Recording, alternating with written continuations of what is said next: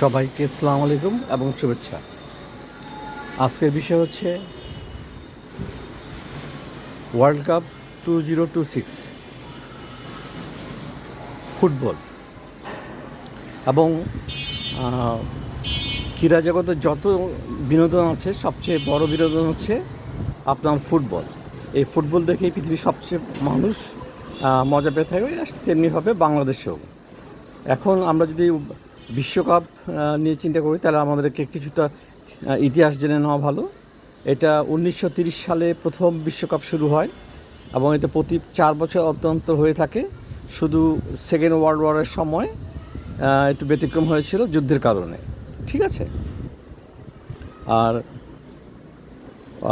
Last world cup হয়েছিল 2022 সালে, যেটা আর্জেন্টিনা চ্যাম্পিয়ন হয়েছে।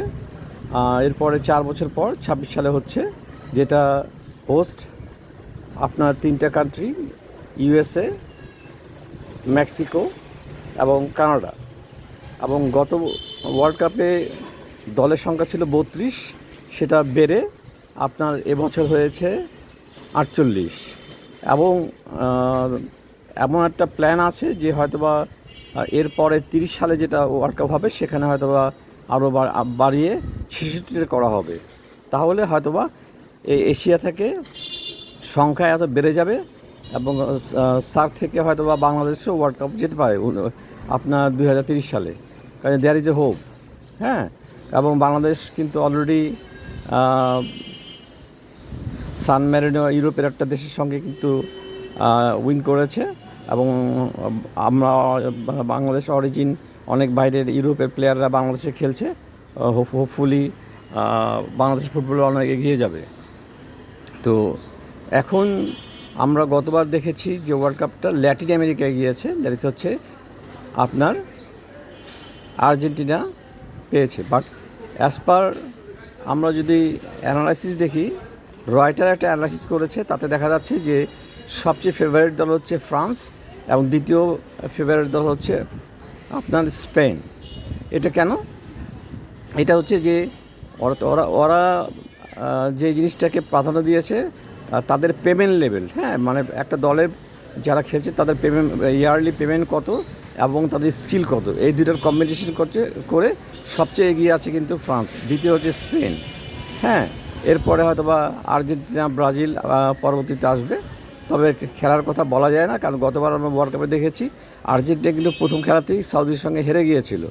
তো মনে হচ্ছিল যে আর্জেন্টিনা বাদ হয়ে যাবে, কিন্তু সেই আর্জেন্টিনাই কিন্তু আলটিমেটলি দাপটের সঙ্গে খেলে চ্যাম্পিয়ন হয়েছে। এবং বাংলাদেশের ফুটবল খেলার উত্তেজনা আরও ব্যাপক এবং ব্যাপ্তিময় পুরো বাংলাদেশেই। এবং সবচেয়ে বেশি আপনি যদি দেখেন, এখন যদি আপনি আমিনবাজারে গিয়ে দেখেন, নারায়ণগঞ্জে গিয়ে দেখেন, কুমিল্লায় দেখেন, নোয়াখালী দেখেন, ঝিনাইদহে দেখেন, দিনাজপুরে দেখেন, সব জায়গায় কিন্তু ফ্ল্যাগ ওড়ানো শুরু হয়ে গেছে। এর ব্যাপকতা শুরু হবে আপনার আর কিছু আগামীকাল থেকেই।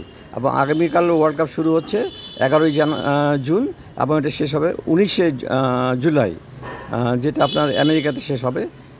এবং অনেক এটা যেহেতু কিছুটা রাত্রে খেলা হবে, লোকজন রাত্রে জাগার কিছুটা অভ্যাস করতে হবে। আর আরেকটা জিনিস হচ্ছে, এবার কিন্তু বড় পর্দায় ব্যাপকভাবে খেলা দেখানো হবে, যেটা ক্রীড়া মন্ত্রণালয় থেকে আরম্ভ করে আর কিছু এজেন্সি এটার সঙ্গে ইনভলভ। আপনারা অচিরেই দেখতে পারবেন যে বড় পর্দায় আপনারা কীভাবে খেলা দেখা যায়। এবং এটা অনেক সুন্দরভাবে খেলা দেখার ব্যবস্থা করছে কিছু ইভেন্ট ম্যানেজমেন্ট কর্তৃপক্ষ। তো আরেকটা জিনিস হচ্ছে, বাংলাদেশে সবচেয়ে বেশি সাপোর্টারের সংখ্যা কিন্তু আসলে আর্জেন্টিনা এগিয়ে আছে, এরপরে ব্রাজিল, এরপরে জার্মান আছে, হ্যাঁ, স্পেন আছে, ফ্রান্স আছে। এখন সব দেশেরই ফ্ল্যাগ উঠতে দেখা যায়, পাশাপাশি অনেক জায়গায় বাংলাদেশের ফ্ল্যাগ উঠতে দেখা যায়। তো আমরা চাইব যে বাংলাদেশ আস্তে আস্তে ফুটবলে, যেমন নারী ফুটবলে অনেক এগিয়ে গেছে এবং পুরুষ ফুটবলে এগিয়ে যাবে। এবং বাংলাদেশ, আমরা চাই যে 2030-এ বাংলাদেশ ওয়ার্ল্ড কাপে খেলবে। ধন্যবাদ সবাইকে।